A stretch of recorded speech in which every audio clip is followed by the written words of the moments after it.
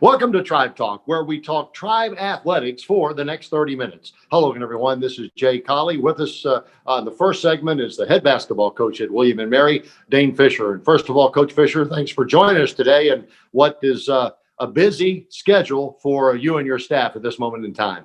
It's certainly been very busy, certainly different this offseason than what you typically go through, but we've managed and we're getting ready for our season. So let's take it from the top. How has your schedule changed for you and your staff? Give our fans some idea of what's the new normal, if you will. Certainly the biggest thing with what's different for us is just the amount of time that we're spending actually on campus. And what we are trying to do more than anything is just be on campus when it's absolutely essential, which for us obviously is the time that we're in practice with our players. Outside of that, we're doing a lot of meetings like you and I are here over Zoom and trying to get as much done over the phone as we can. So that's certainly been the biggest difference for us. Self-discipline, obviously, in any sport is very important. Basketball is no different. Do you feel like you got a bunch of guys on campus right now who have that inner integrity to do the right thing? Yeah, our players have done a great job with what's been asked of them. And I think to this point, the majority of the student body, you'd say the same thing. This is obviously a very different campus environment than what everybody is used to. There's a lot that's being asked of the students and the staff to really collaborate and do all we can to not let this virus get to our campus and then certainly spread if it is here. So our players have done a great job with that. We are we talk with them on a daily basis about, hey, make sure you're wearing your masks and social distance and all the things that we're trying to do. And to this point, they've done a really good job of that. Has there been incremental workouts, and where are we now with, for lack of a better term, practice? Yeah, we had a phased-in approach here as we returned to campus, and that was for a few reasons. The first reason, obviously, is COVID, and making sure that we had all the necessary protocols in place to make sure that we were really safe in our workouts, that our athletes were safe. So we started off, it would be a coach with one player, one ball, and one basket. Everyone's wearing masks the whole time, and we had all kinds of disinfectants in between workouts. Guys came in the same entrance and left out this other door for an exit, and we really had a lot in place there. The other part of it was this was such a long off season for our players, and a lot of them didn't have the same type of gym access or weight room access that they would typically have in an off season. So there's the physical return to play component that was important as well. And we went from our phase one, which was what I just described, to phase two, which allowed us to have small groups in the gym together and passing the ball and that kind of thing. And we've actually worked our way into phase three here, which is full on practice now. And it's been great to get back out there and compete. And I know the guys have really missed playing basketball and build our team. And the thing that we have maintained through this is just the safety measures with COVID. And our guys are wearing masks all the way through, and coaches are wearing masks, and making sure we social distance anytime we kind of get together as a group. So there's been a lot to it, but it's going really well for us at this point. If the guys came back a little rusty, expected because of the lack of potentially playing basketball this summer a great deal, what aspect has been the most rusty, and have you been pleased with some of their guys' abilities as they come back after a period of not playing? Yeah, that's a good question, and I don't know that there's anything that was really stood out, because I think it was such a phased-in return that really the first couple of weeks we were just getting in the gym and just getting shots up with these guys and just kind of getting them back acclimated. I think if we would have come in and started playing right away, it probably wouldn't have probably looked like a traffic jam out there more than basketball practice. So once we went to 5-on-5, just to be able to see the guys get out there and compete and get used to having a defender in front of you when you're making moves. We probably threw the ball around a little more than you'd like to in a typical practice, but that's not abnormal this time of year. Hey, November is upon us, which is the typical signing day. Yeah, the recruiting was very different this offseason. The two major differences are that we were not able to go out and see anybody this offseason. So starting in April and all the way through to where we are today, we have not been allowed to leave campus to go to go evaluate kids. The other part of it that's actually probably even more significant is that the recruits have not been able to come to campus. So over the summer and into the fall here, we were doing all of our recruiting virtually, a lot of Zoom calls, a lot of phone conversations, text messages, and all that stuff. And we're very fortunate to get to where we are in recruiting at this point, and we're really excited about the guys we've been able to target. But it was a very different process. You got to believe that's where some of the wonderful video footage that Tribe Athletics has put out and the campus side has put out comes into play, because they see the beauty of William and Mary.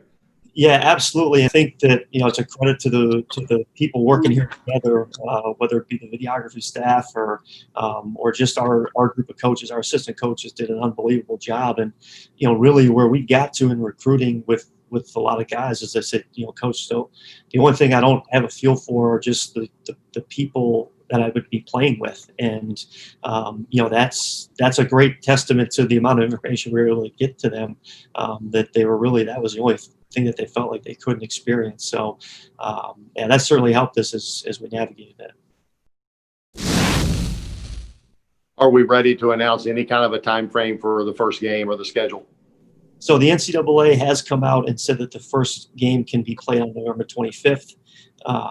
The challenge for all of us right now is that a lot of our schedules are kind of thrown out of whack. So everybody's kind of working together to try to figure out what is our actual schedule going to look like, both non-conference and conference-wise.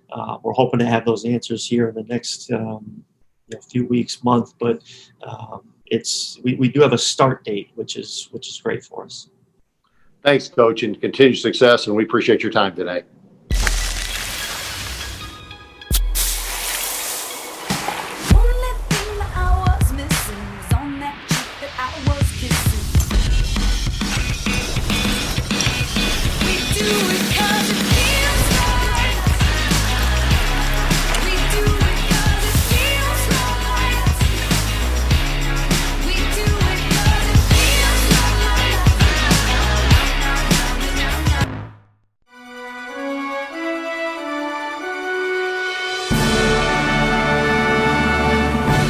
Big banks leaving a bad taste in your mouth, charging you all sorts of fees and giving you nothing in return.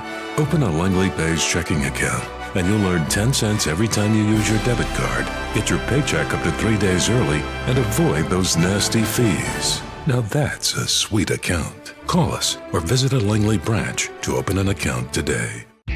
Today's brands need to activate their marketing budgets to engage consumers locally where they live and shop. Local events across the country are seeking relevant sponsors and partners, and retailers are always looking for ways to increase store traffic and dollar sales. Bring all parties together and, well, BAM! Brand Activation Maximizer, or BAM, is a proven, one-of-a-kind software platform that connects brands, events, and retailers. It provides brands with unique opportunities to reach consumers, while helping events grow bigger and better. And best of all, BAM gets proven sales results by taking retailer interests into account. We've already successfully optimized more than $200 million in sponsorship to date, featuring some of the world's biggest brands and events. Yours could be next. BAM! It's that simple.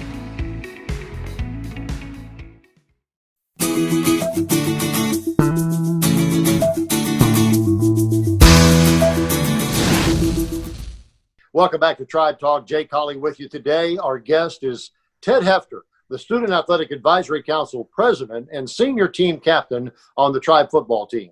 Ted represents the Student Athletic Advisory Council, which is a group of students that from each of the varsity programs who help serve as liaisons between the athletic departments and the programs. But it's a very important role, and thanks for being with us today. Absolutely. Thanks for having me.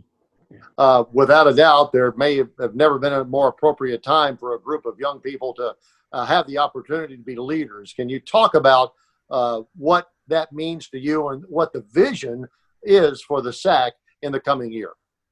Yeah, so we're really seeing an opportunity here from COVID-19, and we have less practices, we don't have games, we're spending way more time with this extra energy space where student athletes sometimes lack. And what we're trying to do with SAC is use some of that energy in the right ways and put it towards some initiatives and trying to make some positive change in our athletic departments and communities. And like you said, COVID-19, massive social justice movement going on right now. There's never been a more important time to have our best student athlete leaders at the forefront. And that's kind of our mission right now, is to take advantage of the time that we're living in. And we're doing it right now. We're getting going with a lot of initiatives. We got some new members in SAC. We got a new faculty advisor, Daryl Blackstock, who's come in with a ton of ambition. And we're just looking to represent the student athlete body and make sure that we represent our communities and student athletes as well as we can. One of the initiatives we've seen come through the athletic communication channels is the Register to Vote initiative. Ted, what can you tell us about and how this came about, and what exactly does that mean? Yeah, so, just given the time every 4 years with a national election, it was obviously something that we were going to make sure we did as leaders in our student athlete body, to make sure we were educating our student athletes on registering, making sure that teams make it a priority to do so. Coach Blackstock has played a big role in that, making sure that he drops into each team's Zoom meetings and whatnot to make sure that gets done. It's been a huge part of the early on initiative SAC has done. And, as a student athlete group, we've also discussed a little bit about how voting is just a small piece of the pie when it comes to a political engagement. And, maybe we need to talk a little bit more about things we could do, demanding better from candidates, whatever it is that we want to do within our communities, just to try to work to not view voting as the whole point. It's just a small part of it, but it's definitely something that's extremely important. And I will say football hit 100%. So we are feeling good there. That's wonderful. And the department, how are we doing department wide? I think we're getting very close, and there might be a good announcement somewhat soon. One of the many challenges that are associated with the worldwide pandemic of the last few months has seen nearly unprecedented conversations around social injustice, and Williamsburg has been no exception. Ted, you played a prominent role with your leadership, along with many other of your fellow teammates and student athletes, in leading these discussions. Could I ask you to share some of the initiatives that you have been part of recently? Yeah, I've been working a lot with Felicia Hayes, our new diversity and inclusion chair, leading protests in Williamsburg, and there's a lot of goals that come out of that. One of the big ones is to just educate community members on what is going on in our country and the conversations that we need to be having. And it's also to make sure that we amplify voices that feel silenced, and making sure that we are allies in the process of kind of bringing to light issues that have been silenced in the past. So that's been a big part of my work. And we've also worked with a lot of other schools, especially in the area. Me and Felicia had a contact with a CNU SAC rep, and we ended up having a walk at Norfolk State with 6 different colleges in the 757 area. It was very powerful. We had school presidents there, many faculty members from William and Mary. And that was a great way for a community to get together and have the conversation we need to have, as well as standing by Black brothers and sisters' side who are going through a tough time right now with murders of George Floyd, amongst many others. Ted, as you realize, obviously, athletes are respected. They get a lot of attention. You have an opportunity to make an impact. Have you had some negative comments that you've had to kind of overcome and get by during the process of the social injustice marches and such? Yeah, absolutely. And as any justice movement or social issue, you're going to have backlash. And that's something that, as a white male, I really never experienced in my life until I started to get involved with Felicia and a lot of the other people who spearhead these movements. And it's been eye-opening for me. And that's one of the biggest parts for me is it came down to education and experience. It came down to seeing outside of my bubble of being a wealthy white male in America. And that's been a huge part of the past few months for me, trying to get as much as I can out of this experience where we have a little more time on our hands. I can't believe I'm introducing this question on a lighter note, but on a lighter note, how has the pandemic affected football practice, and how are you coming along for the next season? Yeah, we're getting into practice now. We're starting to throw some routes on air. You know, we're not doing anything big with scrimmages or too much close contact right now, but we're working hard. I can tell you that, and we're doing a lot more Zoom meetings than anyone ever would have expected in the world. But we're gonna start getting ready for this spring season, and we're really excited. Thanks, Ted, for your time. Ted Hefter, a team captain on the William Mary football team, and he's a member of the Student Athletic Advisory Council. Such an important role that he does here for us, and we appreciate your time, Ted, and continued success. Absolutely. Thanks so much.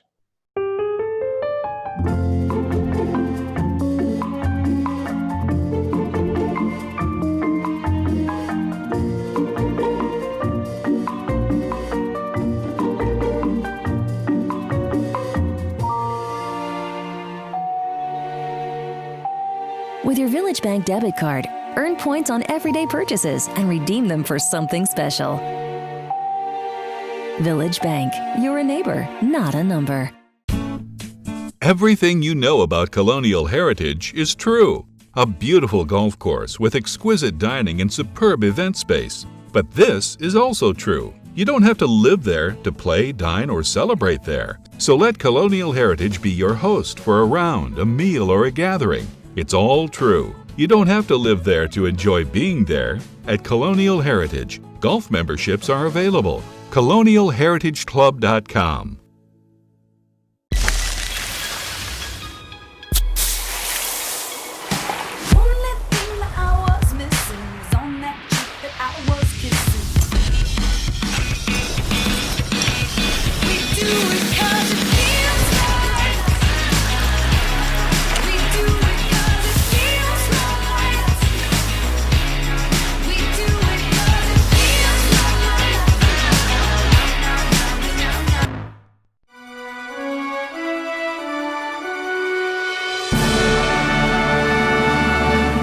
Are the big banks leaving a bad taste in your mouth? Charging you all sorts of fees and giving you nothing in return? Open a Langley Pays checking account and you'll earn 10 cents every time you use your debit card. Get your paycheck up to 3 days early and avoid those nasty fees. Now that's a sweet account. Call us or visit a Langley branch to open an account today.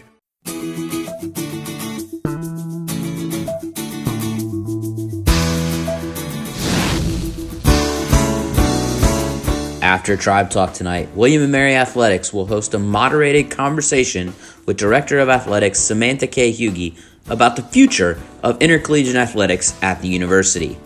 The session begins at 7 p.m. Eastern Time, and the stream is available at tribeathletics.com/athletics conversation. Tonight's session is one of the steps Tribe Athletics is taking over the next month. On October 2nd, Hughey sent a letter to the campus community laying out a plan for a shared path forward for William & Mary Athletics. The message is also available at tribeathletics.com. Additional virtual sessions will be planned and published at tribeathletics.com. Questions can be submitted on the Athletics Conversation webpage, and fans can email questions to askwmathletics@wm.edu.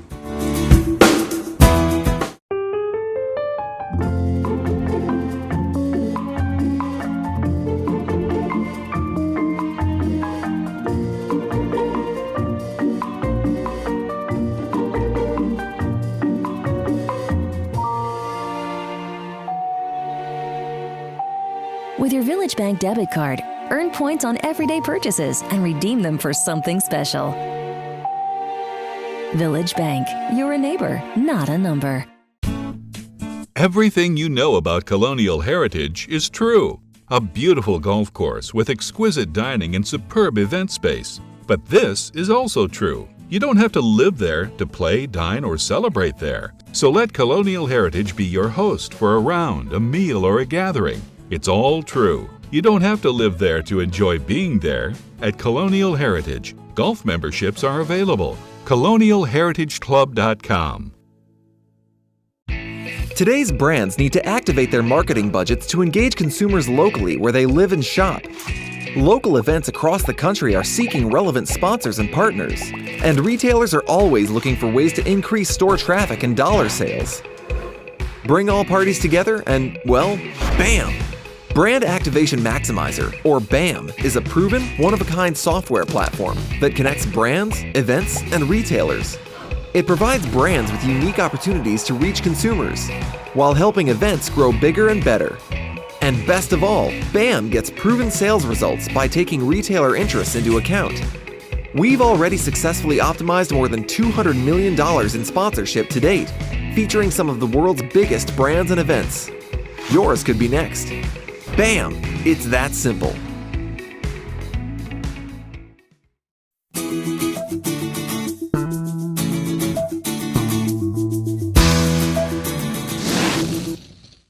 Welcome back to Tribe Talk. Once again, we have with us head football coach at William & Mary, Mike London. And Mike, again, thanks for taking some time with us on this very unusual yet busy time for you and your staff today. Good to be with you, Jay. Love to talk football with you anytime, and look forward to having a dialogue with you now. Coach, one of the reasons we're having you on right now is you've been appointed to a board called the Collegiate Coaching Diversity Pledge Board of Coaches. Can you tell us a little bit about what that is, what the Collegiate Coaching Diversity Pledge is? Yeah, sure. It's made up of a board of advocates that span from higher education to athletics to being in the business world, and then also a board of coaches that crosses the sections of men and women's basketball and football.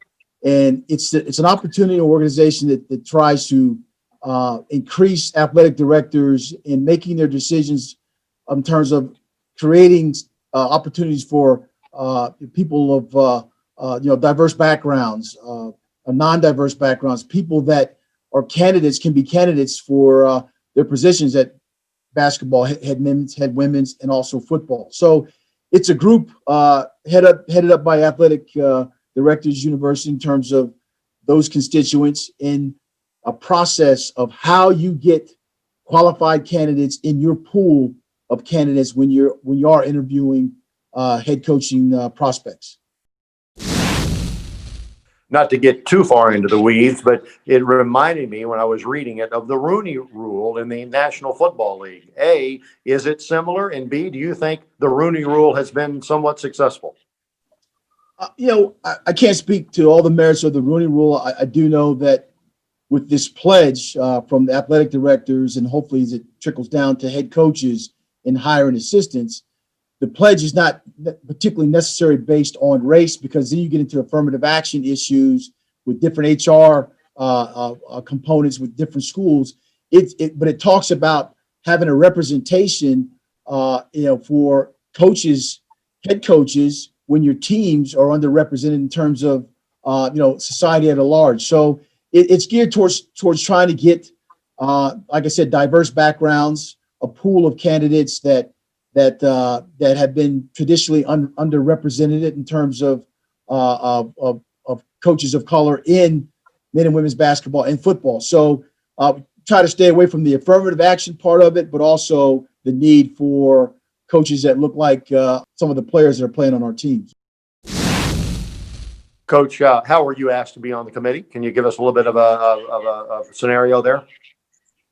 I've been doing this for a while, Jay, and I've had a chance to go through the interview processes with athletic directors, with search firms, talking to different groups and organizations, and just over the course of time, hopefully having demonstrated myself as a person that has shown the capacity for wanting to help others who've helped me, and then having a chance to pay it forward. So I was approached along with several other coaches that are on the board of coaches, so to speak, and I accepted this challenge or this opportunity because you're looking around not only with COVID-19, but you're looking around at a lot of the social issues that have gone on. You're looking around at the programs in and around the country, men and women's basketball and football, of the makeup of their head coaching. So I'm elated and ecstatic about having a chance to have some input and be collaborative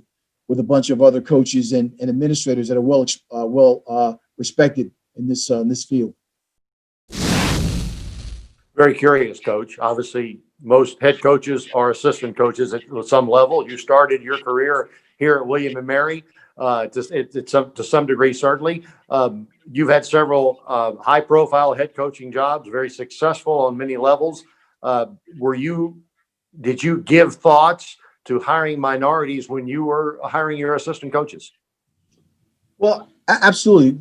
Number one, you want to hire the best coach or the best coaches that fit your mindset, the standards, things that you're trying to impart amongst the players.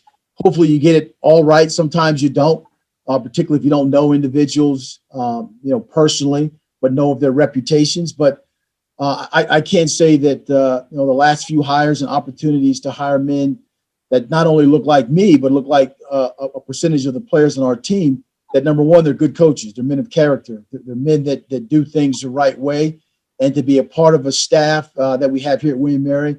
I have a Vincent Brown is an African American coordinator on defense. I have 3 other assistants that are minority coaches, and then have a great staff of the Christian Taylors and the Bo Rebels, and guys that that are not minorities, but they're still good football coaches, and they make up the core of this program. Having like-minded people that believe in the same values come together and then try to espouse those values on the players that we're responsible for. Is it a voluntary thing for the several Division I athletic directors to sign? Yeah, it is voluntarily. Obviously, there's a board of advocates that was just released here recently that made their commitment public. And so if you kind of take this and look at it like a game, we're in the first half of the first quarter and starting out. And there will be other, through the board of advocates and the board of coaches, reaching out to athletic directors to see if they would join in the pledge to make the quality of their pools more diverse. But, I look forward to working with the other board of coaches that have been listed and come up with a collaborative aspect of how you can deal with a lot of really good candidates in the pools of these head coaching positions. Thank you very much for your time today. Continued success on the football field. I'm not even going to ask you for an update on when the Tribe's going to play football, but we all just can't wait. Coach London, thanks a lot for your time. Thanks for having me, Jay. Take care.